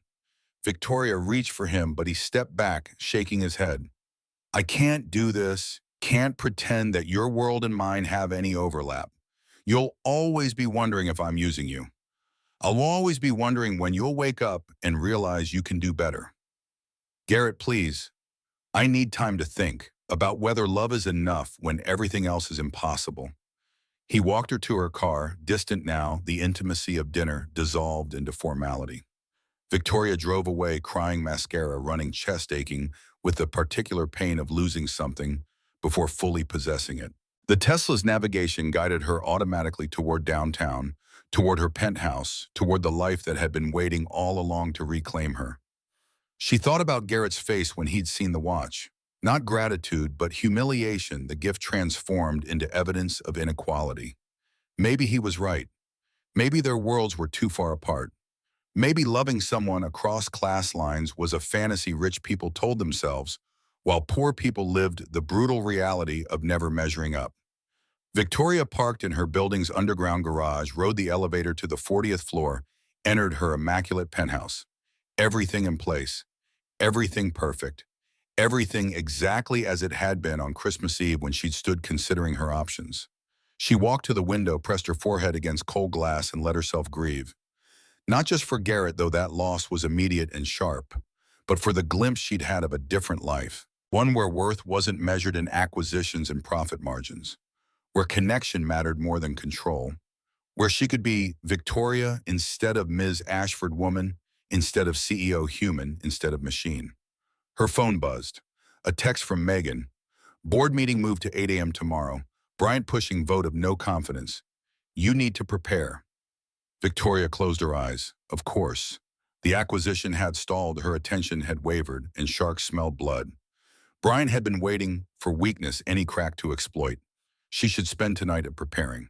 Marshalling arguments, gathering data, shoring up support among board members who respected results but questioned her judgment. Instead, she stood at the window and wondered if Garrett was right, if she'd been pretending all along. Playing it normal while remaining fundamentally separate, unable to bridge the gap between her reality and everyone else's. The city glittered below 52 million different lives she'd never touch. Somewhere out there, Garrett was probably explaining to Willa why Victoria wouldn't be coming around anymore. The child would be confused hurt. Another adult who'd appeared and vanished, teaching her that attachment meant loss. Victoria pulled out her phone, opened the text thread with Garrett's correct number. Typed, "I'm sorry for everything. You deserve better than my uncertainty." Deleted it, typed again. "I love you. I don't know if that's enough, but it's true." Deleted that too. Settled on, "Thank you for showing me what I was missing. I understand if you need space." Sent it before she could reconsider. Watched the screen for a response that didn't come. Monday morning arrived with the board meeting Victoria had been dreading. Thomas Bryant came prepared with ammunition charts showing her reduced hours, the stalled acquisition questions about her personal distractions. "Ms. Ashford has done excellent work," he conceded with false magnanimity. "But perhaps the pressure of leadership has become too much. Perhaps she needs support, a co-CEO arrangement, for instance. Code for you're failing and we're taking over." Victoria fought back with numbers acquisitions, the 40% profit increase she generated. But Brian had done his homework, found her vulnerabilities, exploited them with surgical precision. The vote came down to 7-5 in her favor. She kept her position but lost authority. Every major decision now required board approval. She was CEO in name only, neutered by men who'd been waiting 3 years to prove a deaf woman and couldn't run their company. She left the meeting feeling hollowed out. Drove home at 2 in the afternoon, unprecedented for someone who usually worked 12-hour days. Her assistant's concerned text went unanswered. The penthouse felt like a mausoleum. Victoria stood in the living room she'd decorated with professional help, surrounded by furniture, chosen to impress rather than comfort, and realized Garrett had been right about everything. This wasn't wealth. This was isolation with better thread count. Her phone rang. Unknown number. She almost didn't answer, but something made her check. Willa's face appeared on the video call, the girl's eyes red from crying. "Vic, Mom, Daddy won't tell me why you stopped visiting." Did I do something wrong? The name Vic Mom hit like a fist. When had Willa started calling her that? And why did it hurt so much to hear it now? Victoria's voice emerged broken. "No, baby, you didn't do anything wrong." "Then why won't you come back?" Daddy said. "I'm and Hope misses you too." The golden retriever's face appeared in frame, tail wagging at Victoria's voice. When had they gotten into it? How much had she missed in the week since Valentine's? Willa, it's complicated. That's what grown-ups always say when they don't want to explain. The 7-year-old's perception was devastating. But it's not complicated. Either you want to be our family or you don't. Family. The word Victoria had been avoiding the label that made this real and terrifying and impossible to dismiss as casual friendship. I do want that, more than anything. Then come back. Willa's logic was beautiful in its simplicity. Daddy thinks you are too good for us, but you're not. You're just Vic, and Vic belongs with us. The call ended when Garrett discovered what Willa had done, his mortified face appearing briefly before the screen went dark. But the damage or gift, Victoria wasn't sure which had been done. She sat in her empty penthouse, holding a phone that connected her to a life she'd convinced herself was impossible, and made a decision that terrified her more than any business deal. If she wanted that life, wanted Garrett, wanted Willa, wanted the messy, beautiful chaos of belonging, she would have to fight for it. Not with money or power or the tools she'd always used to win, with vulnerability, with honesty, with public admission that the CEO of Ashford Properties had fallen in love with a carpenter from Georgetown. And that meant doing something she'd never done, letting the world see her as human, first successful, second complete, with all the complication that entailed. Victoria stood, smoothed her suit, and began planning. Not for a board meeting or acquisition, but for a gesture that would prove to Garrett and herself that some things mattered more than maintaining the walls that kept her safe and alone. Victoria spent 3 days planning what would either save her or destroy her completely. Sleep became theoretical, existing only in 20-minute intervals between brainstorming sessions she conducted alone in her penthouse. Megan noticed but knew better than to ask questions when her boss spiraled into obsessive focus. The plan crystallized Tuesday evening while Victoria stood in her closet staring at suits that had become armor, wondering when protection had calcified into prison. She pulled out her phone, texted Megan, "Schedule press conference for Friday, 2 p.m. Grand Hyatt Ballroom. Invite everyone, board members, business press, Seattle Times local TV stations." Megan's response came instantly. Topic: personal announcement. Ms. Ashford, the board will want details. They'll get them Friday with everyone else. Wednesday morning brought pushback. Thomas Bryant called her office directly, rare enough that Megan forwarded it to Victoria's cell with apologetic urgency. The relay operator's voice translated Bryant's words into text. "What the hell are you doing? Victoria, a press conference about personal matters. The board hasn't authorized this." Victoria typed her response for the operator to voice, "The board doesn't control my personal modem. This announcement doesn't concern Ashford Properties business. Everything you do concerns this company. You represent us. I represent myself. If you don't like it, vote me out, but you can't stop me from speaking." She hung up before he could respond, hands shaking with adrenaline. She'd just declared war on the board that barely tolerated her leadership. After Friday, they'd either accept her humanity or destroy her career. Possibly both. The next 2 days became exercises in controlled terror. Victoria wrote and rewrote her speech, each draft revealing new vulnerabilities she wasn't sure she could expose. Saying "I'm in love" to a room full of business associates felt like stripping naked in public. Admitting that love was with a carpenter, someone the board would immediately calculate, as Fortune Hunter risked everything she'd built. But Willa's voice echoed constantly. "Either you want to be our family or you don't." Family required courage Victoria had never needed for acquisitions or negotiations. Business was chess strategy, logic, predictable moves. This was free fall without guarantee of landing. Thursday night, she tried on 7 different outfits before settling on a navy suit that was professional without being corporate armor. She needed to look like a CEO making an important announcement, not a woman having a breakdown. Though maybe those were the same thing. Her phone stayed silent. Garrett hadn't responded to her last text, hadn't acknowledged Willa's call. He was probably trying to protect his daughter from further disappointment, teaching her the hard lesson Victoria had learned at 7: don't get attached because everyone leaves. Except Victoria was done leaving. Done running from connection because it scared her. Done pretending wealth substituted for human warmth. Friday morning arrived with rain that matched Seattle's temperamental February mood. Victoria woke at 5 after dreaming about her parents, not the plane crash, but the last Christmas they'd shared. Her father signing, "We're proud of who you are, not what you achieve." She'd forgotten that distinction. Let achievement consume identity until she'd become nothing but net worth and quarterly reports. The Grand Hyatt Ballroom filled quickly. Megan had done her job too well. Every major business reporter in Seattle, 3 TV crews, photographers from society pages Victoria usually avoided. The board members sat together in the front row, Bryant's expression promising retribution. Victoria stood backstage listening to crowd murmur she couldn't hear, but felt through the floor's vibration. Her hands shook so badly she could barely hold her notes. Megan appeared at her elbow signing, "5 minutes. You ready?" "No." "You're going to do great, whatever this is about." Victoria signed back, "Thank you for everything, especially if I'm unemployed Monday." Megan's eyes widened, but she didn't ask questions, just squeezed Victoria's arm and disappeared to manage logistics. 2 p.m. arrived with mechanical precision. Victoria walked onto the stage steps, echoing in the ballroom's acoustic space. Microphone waited on the podium, useless for her but necessary for the audience. A sign language interpreter stood to the side, ready to translate her words. She looked out at faces waiting for explanation. Bryant front and center, arms crossed.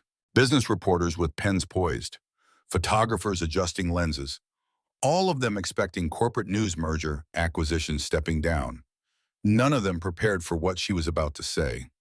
Victoria pulled out her phone, opened the text-to-speech app she'd relied on for years, typed her opening, let the mechanical voice fill the room.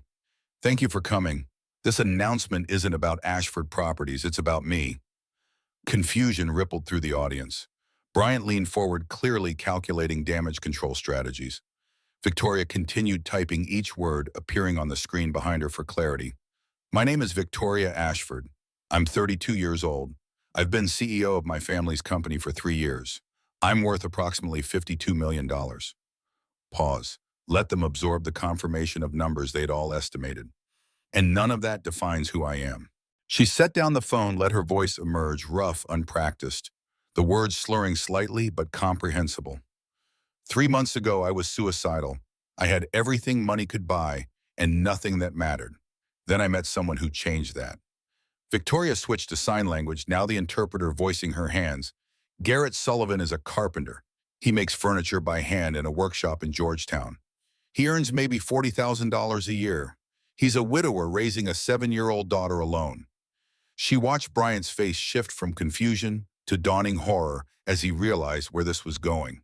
I love him. I love his daughter. And I've been hiding that love because I was afraid of exactly this judgment from people who think wealth determines worth, who measure relationships by economic compatibility instead of emotional truth. The room had gone silent. Photographers stopped shooting, sensing they were witnessing something unprecedented. Victoria's hands moved faster now, the interpreter struggling to keep pace. Garrett thinks he's not good enough for me. He thinks the distance between our bank accounts creates an unbridgeable gap. He's wrong. The gap is in how we've learned to value ourselves. Her voice emerged again clearer. I was taught that success equals money, that achievement is measured in quarterly reports, that vulnerability is weakness and needing people is failure. She looked directly at Bryant. Some of you built careers reinforcing those beliefs, telling yourselves that the people who serve you, who cook your food, build your furniture, clean your homes, are lesser because they lack capital. The interpreter signed furiously, translating Victoria's spoken words. But those people know something we've forgotten. They know that work has dignity regardless of pay, that creating beauty matters whether it sells for hundreds or thousands, that love doesn't require a prenup. Victoria felt tears starting, but didn't stop them. Garrett taught me that strength isn't conquering loneliness, it's admitting you're lonely and asking for help. That being seen matters more than being successful. That family isn't blood, it's the people who stay when you have nothing to offer but yourself. She switched back to signing, her hands shaking. I'm standing here, risking my career, my reputation, everything I've built to tell him and anyone listening, I choose connection over control. I choose love over wealth. I choose the life where I matter because of who I am, not what I own. The interpreter's voice carried Victoria's next words to the silent room. Garrett, if you're watching, I know you're not. You're probably working. You don't watch TV during business hours, but if someone shows you this, you were right. I was ashamed, not of you, of myself, of how little I believed in my own worth without money attached. She was crying openly now, mascara running. You asked why I hadn't told anyone about us. Because I was terrified they'd confirm what I already feared, that I don't know how to be a person, only a CEO. That without my title and money, I'm nothing. Victoria's hands stilled, her voice dropping to barely above whisper. But you and Willa showed me different. Showed me that I could be wanted for things that have nothing to do with quarterly earnings. That my value isn't contingent on profit margins. She looked directly into the nearest camera. I don't know if you'll forgive me, if you'll trust that this isn't some rich person's fantasy that'll evaporate when reality gets hard. But I'm fighting for us now, publicly, irreversibly, because you taught me that courage isn't avoiding fear, it's choosing love despite being terrified. The final words emerged in signed Garrett Sullivan. I love you, I love Willa, I choose you both, forever if you'll have me. Well, Victoria stepped back from the podium. The ballroom erupted, reporters shouting questions, cameras flashing, Bryant's face purpling with rage. She ignored all of it, walking off stage with as much dignity as she could marshal, while her entire professional life imploded behind her. Megan waited in the wings, eyes wide. Holy shit. Victoria nodded. Indeed. The board is going to, I know, let them. I meant every word. Her phone started buzzing before she'd reached the parking lot. Texts, emails, calls from numbers she didn't recognize. She ignored them all, driving toward Georgetown with single-minded focus. If Garrett had seen the press conference, unlikely given he'd be working, someone would tell him soon. She wanted to be there when he found out. The workshop was open, Garrett visible through windows, bent over a table. Victoria parked and sat trying to calm her racing heart. What if he was angry? What if public declaration felt like pressure instead of proof? What if she just destroyed his privacy for nothing? The workshop door opened. Garrett emerged, phone in hand, expression unreadable. He walked to her car, tapped on the window. Victoria got out, standing on uncertain legs. You held a press conference, he signed. I did. Told all of Seattle you're in love with a poor carpenter. Technically, I told them you make $40,000 a year. That's not poverty, it's... He kissed her, cutting off the nervous explanation. His hands cupped her face, thumbs, wiping tears she hadn't realized were still falling. When they broke apart, he signed it, you're insane. Probably. Your board is going to fire you. Almost definitely. And you did this anyway. Victoria nodded. Had to. You needed to know, needed everyone to know that I'm done pretending we're too different to work. Done letting other people's judgment matter more than what we've built. Garrett's expression shifted through emotions too fast to track. Finally, he signed, I watched. Someone showed me on their phone. Saw you crying, saying all those things, risking everything. And I realized I've been just as afraid as you, maybe more. I convinced myself you'd leave because it was easier than believing you'd stay. Safer to push you away than risk being left. He took her hands, his calloused fingers rough against her smooth ones. But you just proved you are not leaving. You burned your bridges on live television. Victoria laughed, slightly hysterical. Is that romantic? I can't tell if it's romantic or unhinged. Both, definitely both. The workshop door opened again. Willa emerged, a golden retriever bounding beside her. The girl stopped when she saw Victoria's eyes going wide. Vic, Mom, Victoria knelt as Willa ran, catching the child's flying tackle hug. The dog jumped around them, tail wagging frantically, the three of them creating a tangle of limbs and fur and joy. You came back, Willa signed, against Victoria's shoulder. I knew you would. I'm sorry I stayed away. I was scared. Of what? Of not being good enough for you and your daddy. Willa pulled back, signing with fierce certainty. That's silly. You're perfect for us. Garrett joined them, making it a group hug that felt like coming home. When they finally separated, Willa demanded, Are you staying this time for real? Victoria looked at Garrett, saw the question in his eyes too. This was commitment's moment, the point where theoretical became actual. If you'll have me, if your dad wants, Garrett kissed her again, softer this time. I want everything. You, us, the whole terrifying mess of figuring out how two different worlds become one. It won't be easy. Nothing worthwhile is. They stood in the February drizzle, 3 people and a dog, building the shape of family from want and bravery and the willingness to believe love mattered more than logic. Victoria's phone buzzed insistently. She checked it, 47 missed calls, twice that in texts. Brian's name appeared most frequently, messages escalating from professionally angry to unprofessionally furious. I should probably check these. Garrett took the phone, turned it off, handed it back. Tomorrow. Today, you're with us. The pronouncement felt like permission to ignore responsibility for the first time in Victoria's adult life. She let herself be led inside the workshop where Willa showed off furniture pieces in progress. Hope sprawled on sawdust piles, and Garrett explained the properties of different woods with the passion of someone who'd found his calling. Evening came with the particular softness of Pacific Northwest winter. They migrated to the house where Garrett cooked dinner, while Victoria attempted to help and mostly got in the way. Willa set the table with mismatched plates, narrating her day at school with theatrical flair. They ate pasta, apparently Garrett's signature dish, and Victoria realized this was her favorite meal ever, not because of complexity or cost, but because it tasted like belonging. After dinner, Willa monopolized Victoria's attention, demanding they play with the colored pencils that had started everything. They sprawled on the living room floor, while Garrett cleaned up, drawing pictures of our family, 4 figures, now including Hope, all holding hands. You have to stay forever now, Willa announced, coloring Victoria's hair with yellow that looked nothing like her actual blonde. Because I already drew you in. The child logic was irrefutable. Victoria signed, then I guess I'm staying. Bedtime arrived with Willa's protest that she wasn't tired despite obvious exhaustion. Garrett carried her to bed, Victoria following. They tucked her in together, the routine feeling natural as breathing. Vic, Mom, will you read to me? Victoria picked up the book on the nightstand, some story about princesses and dragons, and began signing the words while speaking them aloud. Willa's eyes drifted closed before page 3, but Victoria finished the chapter anyway, unwilling to break the spell. In the hallway outside Willa's room, Garrett pulled Victoria close. She's going to get so attached. Good, I'm already attached. What happens when the newness wears off? When you remember you have a penthouse and I have this falling apart rental? Victoria touched his face, making him look at her. Stop borrowing trouble. We'll figure it out day by day.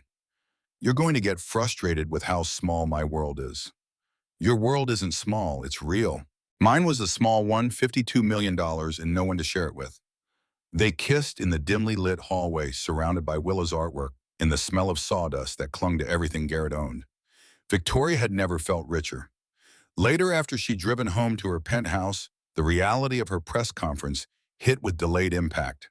She turned on her phone, watched messages flood in. Some supportive friends she'd forgotten she had expressing surprise and happiness. Some curious business associates wanting details. Many condemning board members, business partners, people who saw her confession as weakness or manipulation. Bryant had sent 17 messages escalating from "call me immediately" to "emergency board meeting Monday morning" to "you've destroyed this company's reputation." Victoria read them all with strange detachment. These were the people she'd spent 3 years trying to impress, convince, prove herself to. Their approval had seemed essential, their judgment deadly. Now it felt irrelevant. What did Bryant's opinion matter compared to Willa's trust? What did board approval mean against Garrett's love? She typed a response to Bryant's latest tirade. I'll be at the Monday meeting. Do what you need to do you. I've already made my choice. Saturday brought unexpected consequences. Victoria's phone rang at 7 a.m. Her father's oldest friend, Marcus Chen, who'd served on the Ashford Properties Board since before Victoria was born. Victoria, I saw your press conference. She braced for disappointment. I know it was unconventional. It was brave. Your parents would be proud. The words hit like absolution. Victoria's throat tightened. You think so? Your father built this company because he loved creating value, not because he loved money. He'd tell you the same thing. I'm about to. Life's too short to spend it alone, and love matters more than quarterly reports. Marcus paused. That said, Bryant's out for blood. Monday's meeting won't be pleasant. I know. Are you prepared to lose your position? Victoria thought about Garrett's workshop, Willa's drawings, the family she'd found in unexpected places. I'm prepared to fight for it. But if fighting means choosing between the CEO title and the people I love, I choose them. Good answer. I'll do what I can to help Monday. But Victoria, this won't be easy. Nothing worthwhile is. She echoed Garrett's words, finding truth in the repetition. The weekend became a careful balance between her two worlds. Saturday morning at Pike Place Market with Garrett and Willa buying ingredients for dinner, while tourists photographed the fish-throwing vendors. Afternoon in her penthouse reviewing financials and preparing for Monday's confrontation. Sunday they drove to Discovery Park, Willa running ahead with hope, while Garrett and Victoria walked hand in hand. The February air bit cold, Puget Sound spreading gray-blue to the horizon. What happens if they fire you? Garrett signed in. I find something else. Consulting maybe. Or I could, Victoria paused, surprising herself with the thought forming. I could actually take time, figure out what I want beyond proving myself. Can you afford that? She laughed. I'm worth $52 million, Garrett. I could not work for the rest of my life. But you'd go crazy. Probably. But maybe there's something between workaholic CEO and complete retirement. Maybe I could find work that matters without consuming me. They walked in silence, watching Willa throw sticks for Hope to retrieve. The dog bounded through underbrush with puppy enthusiasm despite being middle-aged. Garrett signed, I'm scared this is too good, that something will break it. What if nothing breaks it? What if we just are happy? That feels impossible. Victoria stopped walking, turned to face him. Your wife died, my parents died. We both learned that happiness is temporary, that loss is inevitable. But Garrett, we can't live like we're already grieving. At some point, we have to choose hope. His eyes reflected pain and possibility in equal measure. Hope is harder than grief. Grief at least is certain. Then let's be uncertain together. Choose hope even when it terrifies us.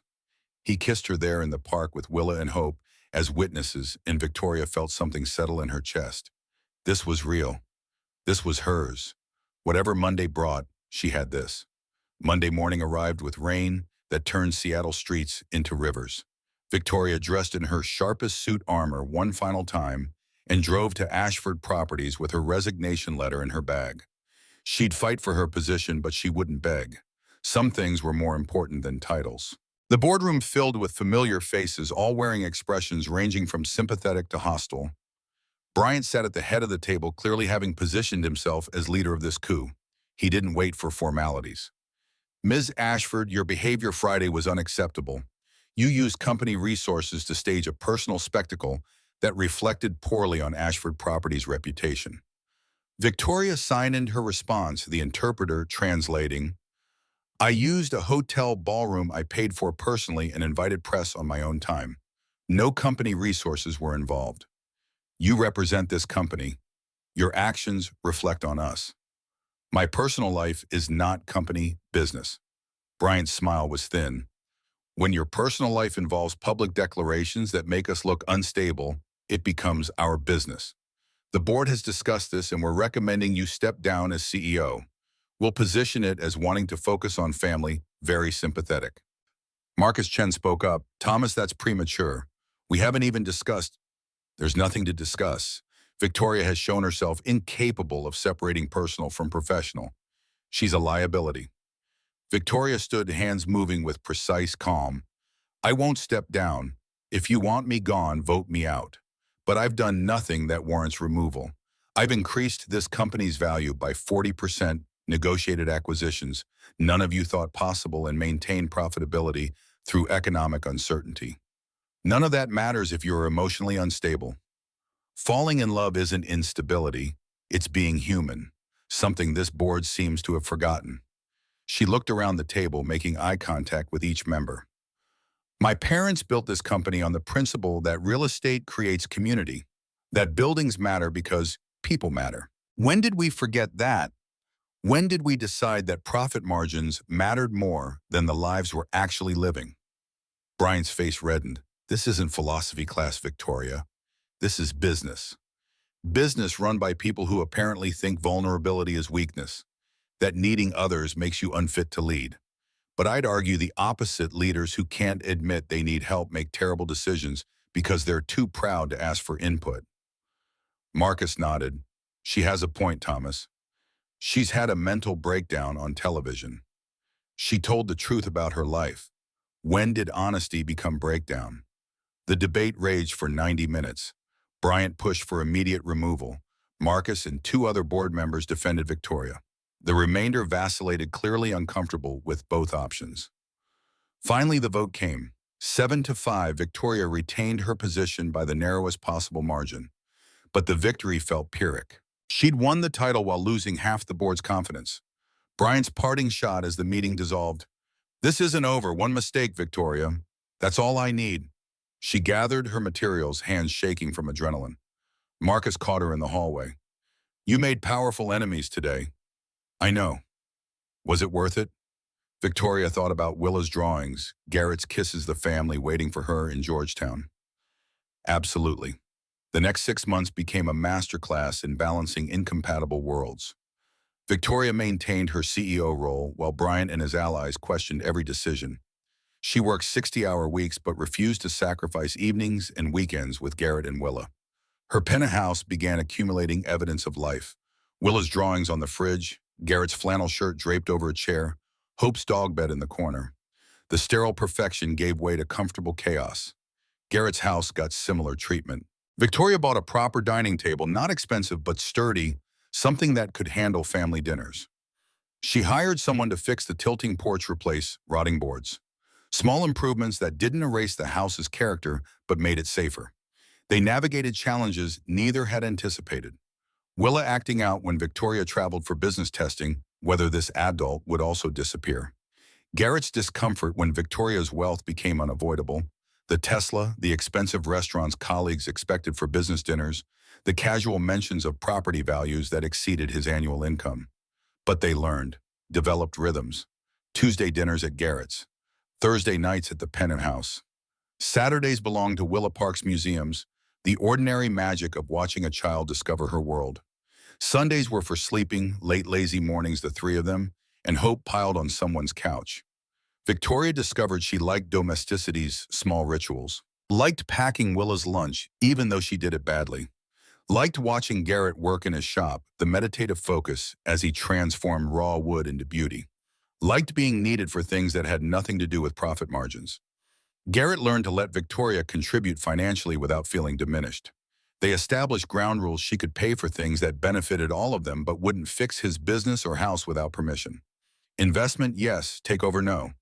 Partnership instead of charity. Willa thrived. Her teacher reported improved confidence, better social skills. The child who'd been quietly grieving her mother began blooming with the stability of two adults who adored her. February had brought an unexpected addition when Willa begged them to visit the animal shelter. Hope, a 3-year-old golden retriever with graying muzzle and gentle eyes, had been surrendered by an elderly owner who'd moved to assisted living. The dog took to Willa immediately, and Victoria found herself signing adoption papers before she'd fully processed the decision. Now hope was woven into their fabric, another thread connecting Victoria to this life she was building. August brought Willa's 8th birthday. Victoria organized a party at the penthouse, risky given the potential for kids to destroy expensive things, but worth it to see Willa's face when 20 classmates explored the space with appropriate awe. Garrett stood beside Victoria on the balcony, watching children shriek over birthday cake. A year ago, I thought we'd spend her birthday alone, just us pretending to be okay. And now she's got a whole village. He gestured at kids' parents, Mrs. Clara, who'd become surrogate grandmother. Because you gave us that. Victoria shook her head. We gave each other that. You taught me what family means. I just had the space to host the party. They'd learned that dance, accepting what each contributed without hierarchy of value. His time and skill mattered equally to her money and connections. Different resources, same commitment. Fall arrived with Victoria making an announcement that shocked her board. She was stepping down as CEO. Not fired, not forced out, but choosing to become board chair instead. Reduced hours, reduced stress, reduced need to prove herself daily to people who'd never fully accept her. Brian had finally gotten what he wanted, her exit, but the victory rang hollow since she had orchestrated it on her terms. She recommended her COO as replacement, a woman she'd been mentoring, who'd run the company competently while Victoria built the life she actually wanted. The transition took 3 months. By Thanksgiving, Victoria was working 30 hours weekly instead of 60 plus, had time for school pickups and homework help and all the ordinary parenting tasks she'd been missing. Garrett proposed on Christmas Eve, not at a fancy restaurant or romantic getaway, but at Café Knoll, where they'd first reconnected. Same corner table, same ritual. He didn't kneel, just took her hand and signed, "Will you marry me? Will you be Willa's mom officially? Will you build this life with us forever?" The ring was simple sapphire because he remembered her mentioning it was her favorite stone. Cost maybe $2,000, probably a month's earnings for him. Victoria cried, saying yes, slipping the ring on her finger and feeling it settle like it belonged there. Willa shrieked with joy, attracting attention from nearby tables. Hope barked, sensing excitement. They married in March, small ceremony at the courthouse with Willa as witness and Marcus Chen giving Victoria away. No society wedding, no guest list politics, just them making legal what had been true for months. The media coverage was surprisingly positive. The CEO who'd fallen for a carpenter became a feel-good story, proof that love transcended class. Victoria hated the narrative's simplicity, but appreciated that public opinion had shifted from scandal to support. Their honeymoon was a week at the San Juan Islands, Victoria's choice of location, Garrett's budget for activities. They hiked, kayaked, let Willa explore tide pools while Hope barked at seagulls.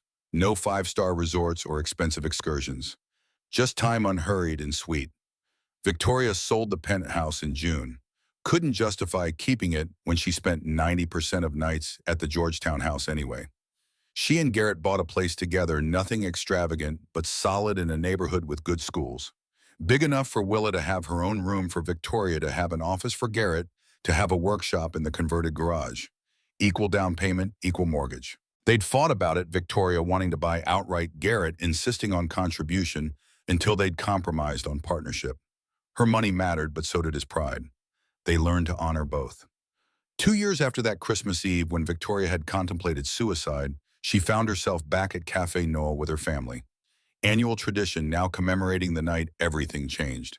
Willa was 9, sprouting into the person she'd become, confident, kind, fluent in ASL and English both. Hope sprawled under the table, graying around the muzzle, but still game for adventures. Garrett sat across from Victoria, wedding ring, catching light, his face carrying the particular contentment of someone who'd found his place. The waitress didn't know, their story brought hot chocolate for Willa, coffee for Garrett, tea for Victoria. Same order, different year. Victoria looked around the crowded cafe, families celebrating, couples, dating friends, catching up.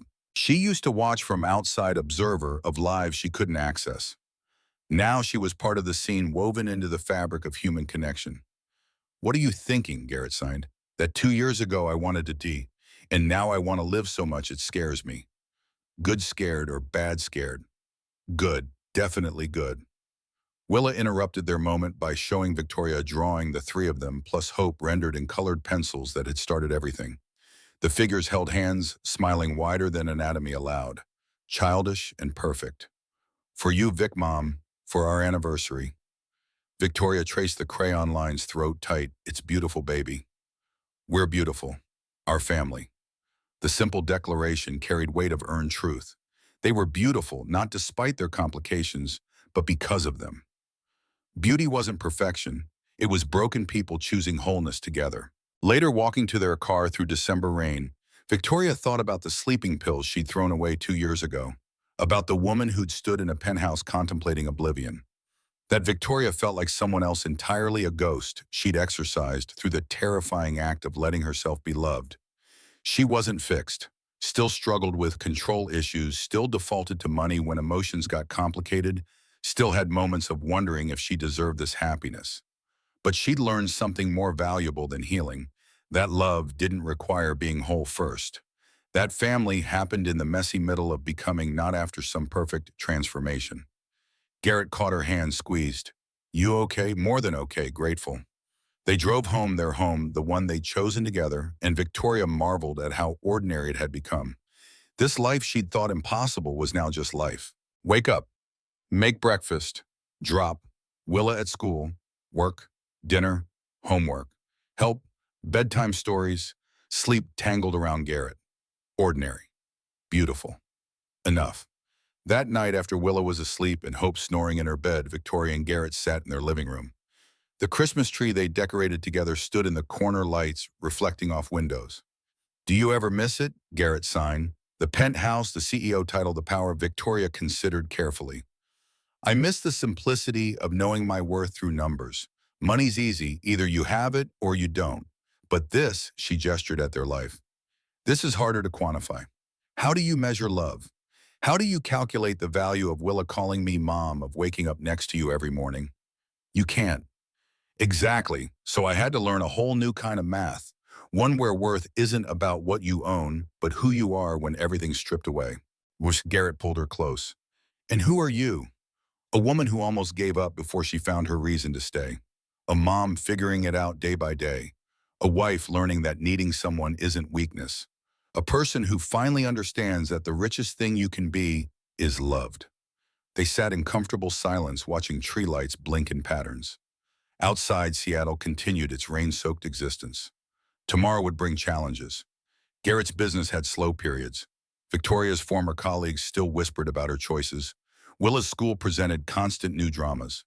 But tonight, in this house they'd built together, Victoria Ashford Sullivan felt something she'd spent 34 years chasing through all the wrong avenues: peace. Not the absence of struggle, the presence of purpose. The knowledge that whatever came next, she wouldn't face it alone. Garrett's hands moved in the dimness. "I love you." Victoria signed back, "I love you too." Thank you for seeing me when I was invisible, for teaching me that being heard doesn't require sound, for showing me that family is built by choice, not just by blood. Thank you for being brave enough to choose us, for fighting when it would have been easier to walk away, for becoming the mother Willa needed and the partner I'd stopped believing I could find. They kissed there on the couch they'd bought together at a secondhand store surrounded by the imperfect, beautiful life they'd created from courage and compromise. And the revolutionary act of believing love mattered more than logic. 2 years ago, Victoria had stood in a cafe contemplating her exit. Tonight, she sat in her home, held by the man she loved, knowing that her daughter slept safely down the hall. The distance between those two moments was measured not in time but in transformation. The journey from isolation to belonging, from success to significance, from existing to truly living. And it had started with one simple choice: to stay, to try, to believe that maybe, just maybe, she was worth more than her net worth. That maybe there were riches money couldn't buy and poverty money couldn't cure. She'd been right about all of it. The transformation hadn't been easy, probably never would be complete, but it was real and it was hers and it was enough. More than enough, everything.